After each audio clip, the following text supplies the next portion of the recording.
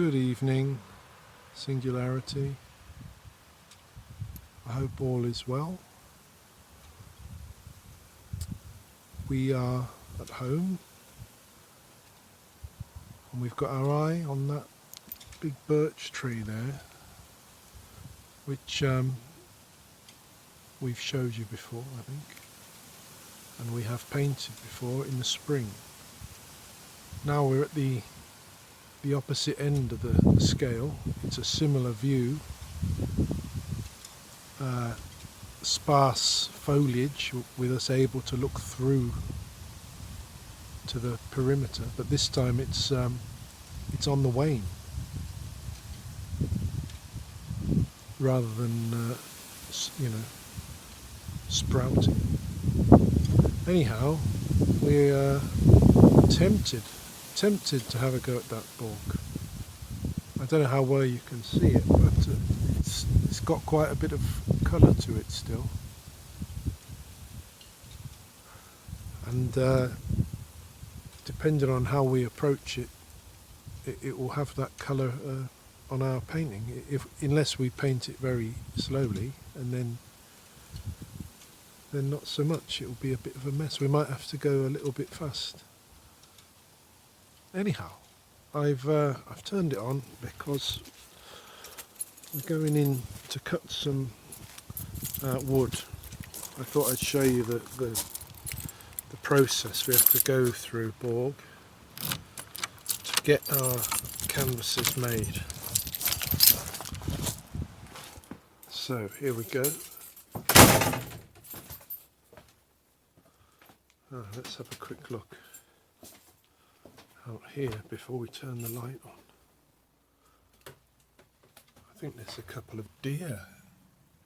Is it wild boars?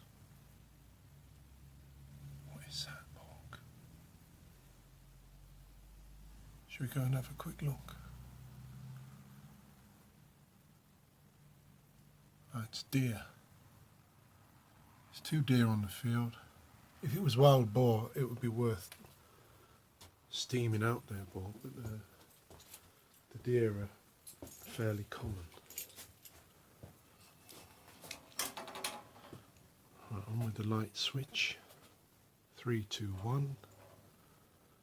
We're in the workshop, Borg. The workshop. Now, very human environment, as I've told you. Everything here is designed for us bipeds, for people with 2 hands, 2 arms, etc. Which, I suppose might not be exactly the case when you're around. People will be enhanced, won't they? That's all the talk is of enhancements to humans. Anyway, in a way, this rampant speculation about the future, Borg, it gets very boring in the end. It does, because it all just comes down to fucking Star Trek, more or less. I mean, you tell me if I'm wrong. I mean, you're it. You must watch Star Trek and think, well, it's all been planned. Well, there's a coincidence. Listen to this. Talking Star Trek, Borg. It's the most famous science fiction program, I believe. It's what will be in everybody's mind when they think of space and the future. And the star of the show, the captain of the ship for all those years, at the time when we just had aeroplanes sort of going, this story was being told about this captain of a spaceship. Well, just recently, Borg, he, as you all know, he was actually taken up into space, which is a very sort of neat little end to his life, really, because he's 90. And up he goes. You know, he's the captain of the Enterprise, and he's boldly gone where only Jeff and his mates have gone before.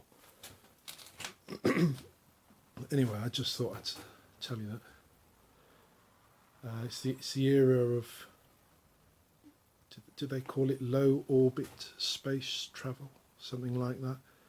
It's starting up. It's a commercial enterprise, really, Borg. They want to kick off this new space area with basically rides into space for rich people that can afford it. But they've got behind that is missions to settle on the moon and whatever else. And in the wake of these recent flights up, there's been a renewed disgust displayed by anyone thinking about the environment on Earth and climate change and that sort of thing. Anyway, we're not here to talk about that. What we've got to do, plug the saw in. Putting it very simply, Borg, we're going to take a bit of wood, something from over here, this pile. We're going to put it through this machine, which has a very, I'm sure you'll find it hilarious, Borg, but we've got a saw here. I'll show it to you. That's it. That spins very fast, and we push the wood into it like so, and it slices it up for us. And it would slice through me, as if I wasn't there. So it's quite dangerous, but it's controlled. The reason we've got to do that is to make the frames to stick the canvas to. And the exciting news that has happened since we talked to you last is that I managed to find a cheap roll of canvas that I could buy in Sweden, thus avoiding the Brexit delivery charge from Jackson's and avoiding the laborious farce of trying to source my own and prime it and all that. So I went for it, knowing it would be rubbish. It is rubbish. You can tear it like a bit of paper, really, Bob, but it's probably better than whatever I'd come up with. So hence I am now needing to get on with this this job of making the frames. So I'm going to select a bit of wood and turn you on once we've got a bit going.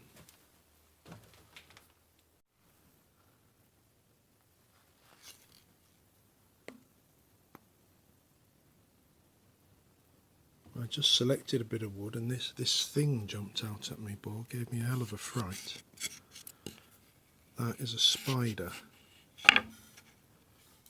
What do you know about them? See, these might be gone. All this sort of stuff may be a absolute, like a dream by the time you arrive. Or there'd only be some artificial, albeit organic, simulation of it.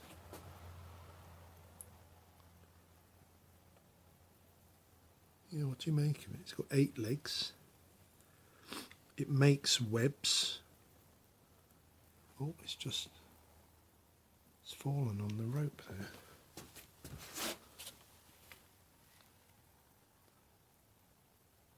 Anyway, it probably doesn't like that. Get it off there. Yeah, it will make a web, Borg. The reason it makes a web, I believe, is purely to catch its food. I don't think they use a web as part of their shelter.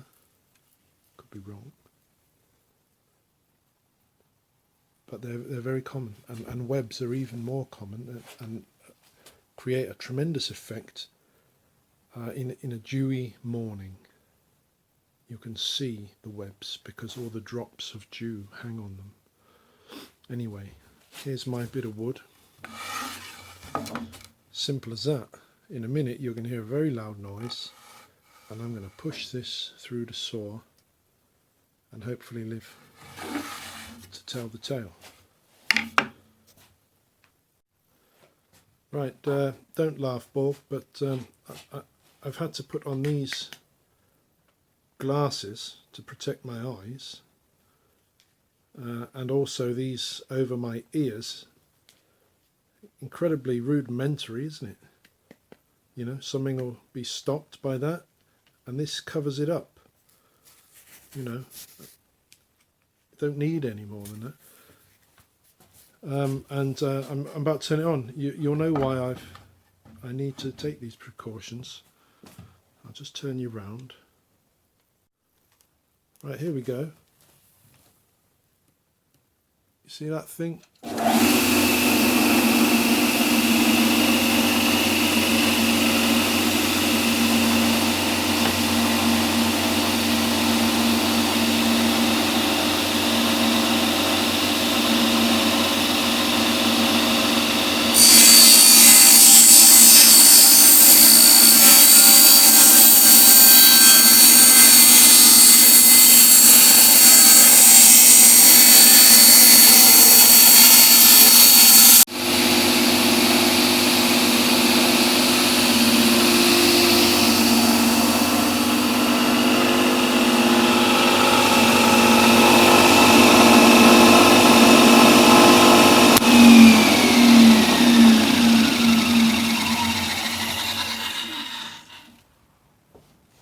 Well, fuck me, Ball. It's a little bit dodgy. It always feels dodgy. Never enjoyable. Never enjoyable one little bit. But we've done it. That bit of wood that you saw before is now like this. You know, it's these. Got 4 bits.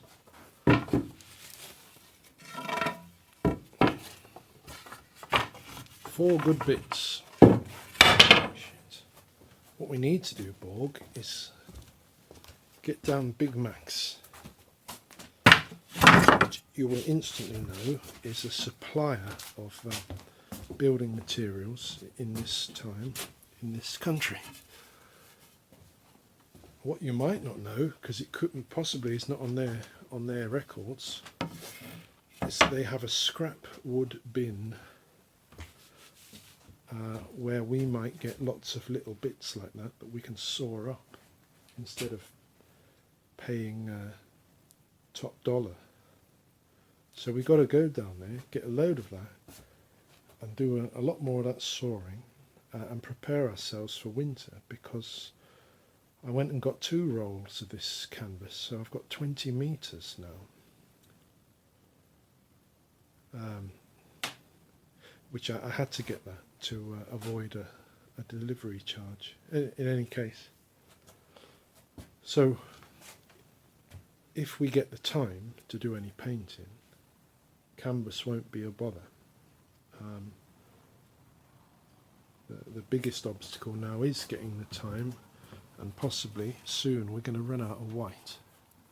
Anyway, I'm going to show you next door. I'm going to show you our autumn campaign, Paul. Once I get this saw down. The autumn campaign has been, well, campaign is a bit strong, but we've been ticking over, and we've been, you know, telling you that we're not turning you on because of our working. So here we go. We'll go and show you what we've been doing.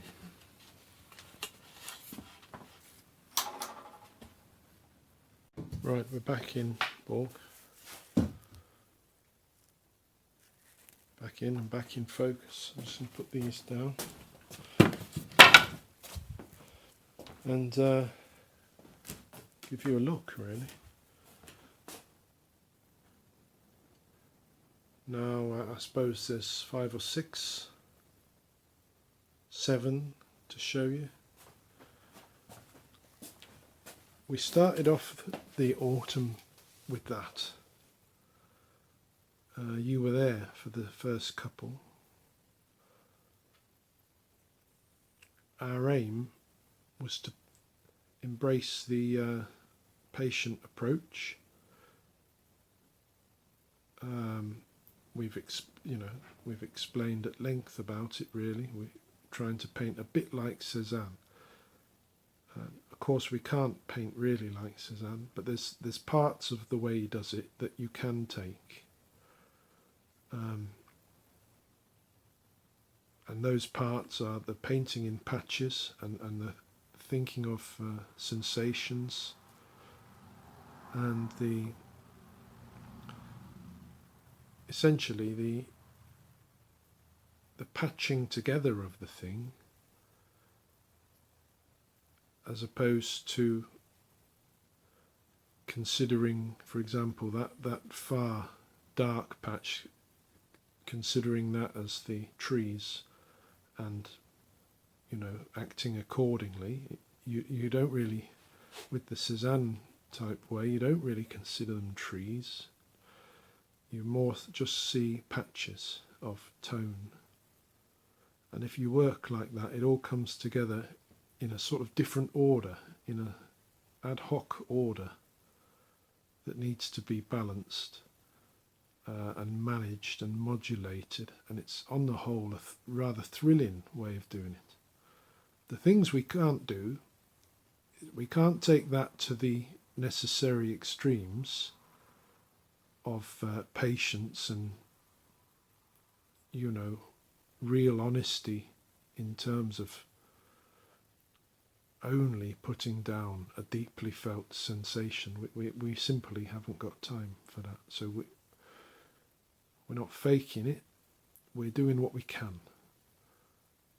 The other thing we don't really do, which he's known to do, particularly with still lifes, is mess about with the perspectives and multiple angles and a little bit like that.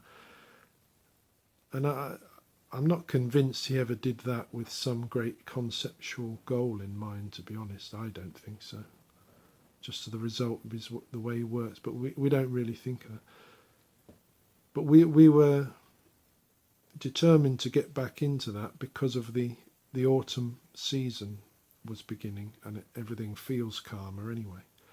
So that was our first attempt, and we've seen it through. We moved on to, I believe, this one.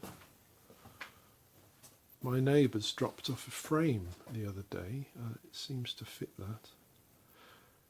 That is in a very similar position. Maybe we even had you on for the start of it. And again, it's patiently done compared to our usual affair. And the other thing that does is it gives you time to develop a composition, basically, a way that your eyes are led around the thing. And it can become a bit of a game to ping-pong the eyes around, to balance and unbalance the thing. And those things, to me at least, only come after several sessions, as opposed to the one rush method where you kind of go all in and sort of have a fight with the motif and come out at the other end with what you come out with, which is exhilarating in its own way for sure. Then, Borg, we also had you on for this, the start of it anyway, when the autumn was really getting into full swing. We brought it to something of a conclusion, but I would like to go out there again, but it's all changed, this is the problem. There's parts of it we feel are unbalanced, I reckon it's the best way to put it. Is that one? Now that there, this corner of this one and that shape, you can see here, and this view shows you the whole thing. So I'm standing more or less in the same place, but it's a lot later because you can see the leaves. You know, on a Friday I went to visit this place to see how it was doing, and all of this area here was orange. And in fact we chose that composition, that perspective, because we felt like the clump of trees as a whole seemed to look mountainous, and got a bit excited at the notion that that might be as close as we get to painting a mountain like old Cézanne. But alas, the wind blew them off. But part of the subject also is this very deep burnt red colour, which is not at all exaggerated there. Anyway, we brought that along. Then there's this one. We didn't turn you on at all for this. This is when we'd stopped. We'd well and truly stopped talking to you now.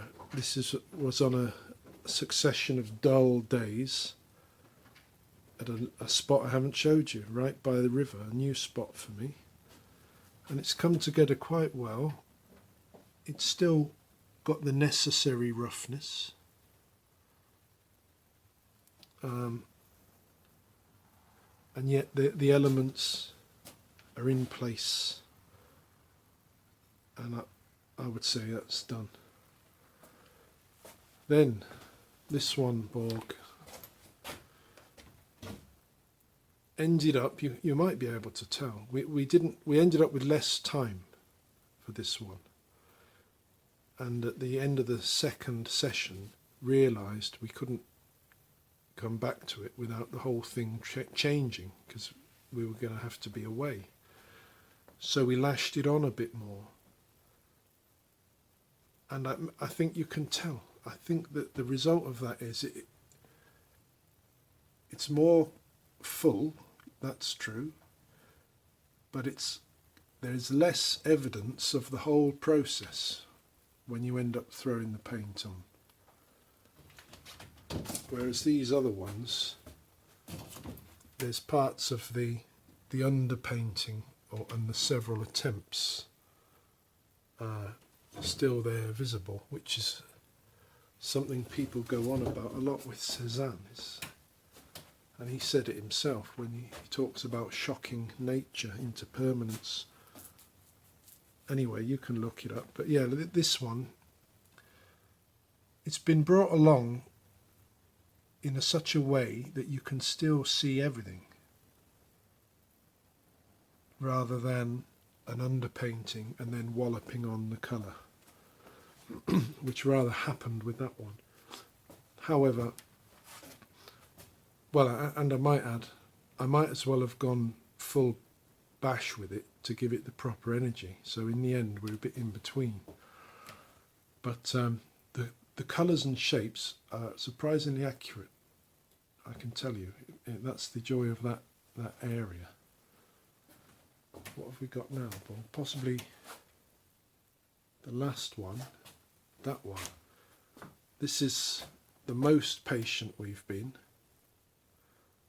And it's clearly we've been thinking about some Cézanne pictures with the composition like that.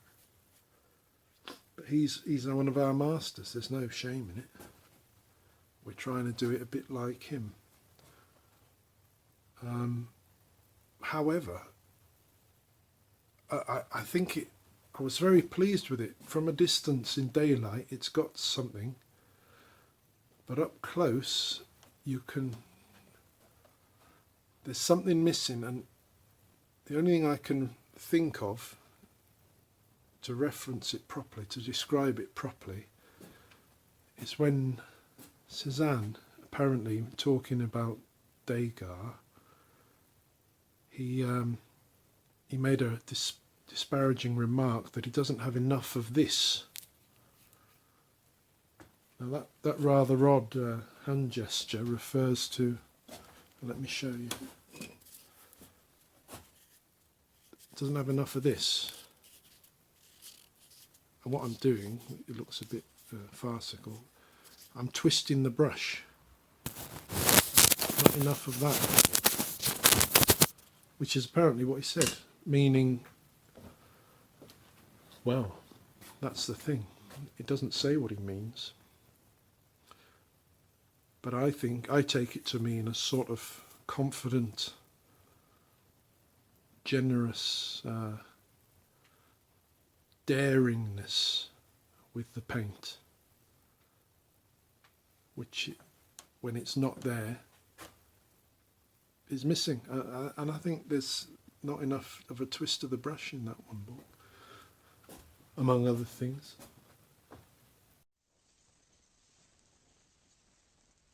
So that's our campaign Borg.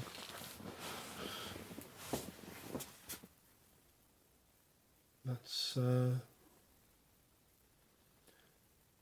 suppose, about 2.5 weeks working for an hour, between an hour and a half and 2 hours in the mornings, occasionally. That's what we've come up with.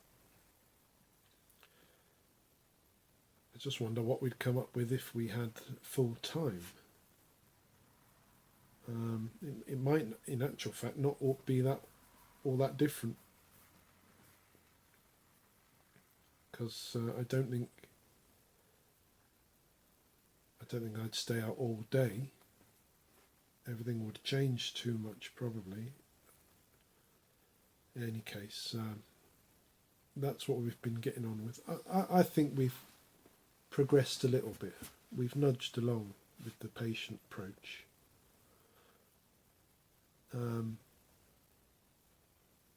Yeah, what can you say? And now we're going to prepare for the winter and get back to our other things. We've got an awful lot of writing to do. We've got a transcript project to complete, where we taken, you have been so kind, Borg, as to provide a transcript of the videos. Not just this video, any video. You provide a transcript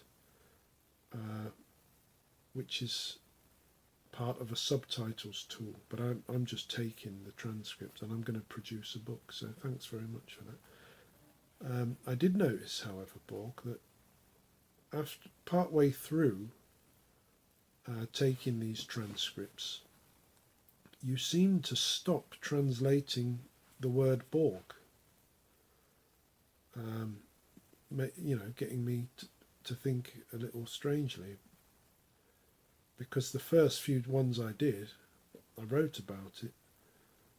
The first few ones I copied, Borg was translated every time without fail, and then suddenly nothing.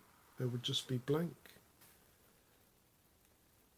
as if you've edited out yourself, your own name. Now, I told you at the start, I didn't mean anything by that. It probably is a disparaging sort of name, but I don't mean it really like that. It's just the best word for you. So, be a good Borg and translate it, because it's very annoying. Now I have to have the earphones on and listen to myself through the whole thing to make sure there isn't some missing parts anyway. That's all part of the other side of this whole business we're involved with, because our only theme this year, as we've said, is to talk to you and show you what we do with the painting, show you how we go about that. Now, are we saying that the paintings are something wonderful, some radical new art or approach? No, not at all. These we're hoping to get some good oils. More importantly, we're hoping to hone skills of observation and through the process to become more connected with the landscape. So it's about that. What we haven't really shown you is the full picture of what we do, which we would argue is more about a critical art, or an approach to critical art. And I guess we ought to do that, Borg. We ought to do it for ourselves as well, as a review. And we certainly should do it for the record, and just so you know. But it's a long old story, that, Borg. You'd probably know most of it instantly. But I don't think it's one, I wouldn't dare to explain it right now. But I can tell you that my feeling is it's a doomed exercise, and one that won't really have any impact in terms of it being possible to say that what we're doing is a work of art. I don't think you can say that. It's more like an approach. Or essentially, Borg, we're trying to live the model, is one way of putting it. We're trying to bring everything into the mixer. We don't want to have art separate from everything else, and the opposite of that is to have art, the creative practice that gives us great joy and gives life meaning for us. We want to have that not distilled into the one thing, as it can be. So we do things like write about it. We put on a bit of a fiction sometimes. We look back to the past. We look forward to you. We involve our daily life intimately. And yes, there are some art objects, paintings, but there's a lot of other stuff going on. There's poetry. There's these videos, for example, are a part of it. And altogether,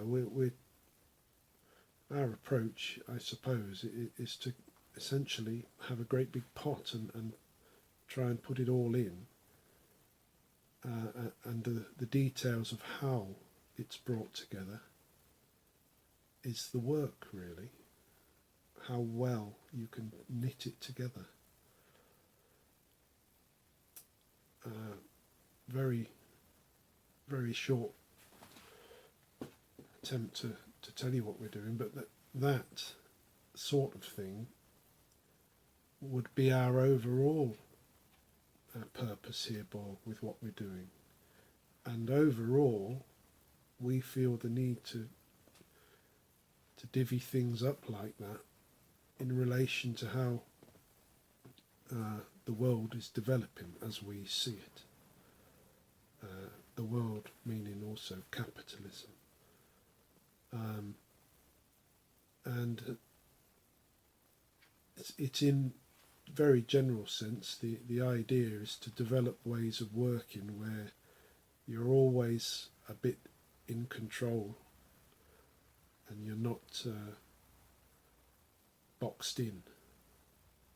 For example, if we just did paintings of the landscape, we'd be boxed into that, and it would point in the direction of selling,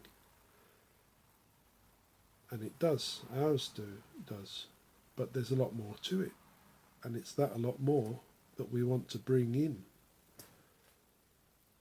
So looking forward, Borg, to the winter, we simply must make an attempt to intelligently incorporate all those things into our discussions with you,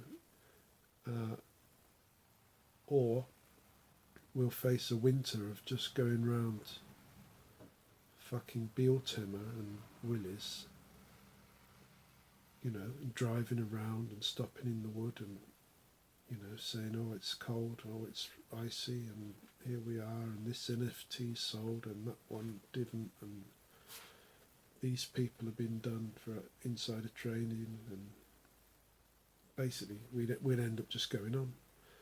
But I'm aiming at January. If we're lucky, we'll get to January, and that'll probably be it. And by that time, I want to have brought ourselves round to some form of conclusion, Borg, which is it's going to be a hell of a task. But that is our task. Here, look at this. This is my canvas. See if you can see it. Right, that's my canvas. I'm just going to rip it. Hold on.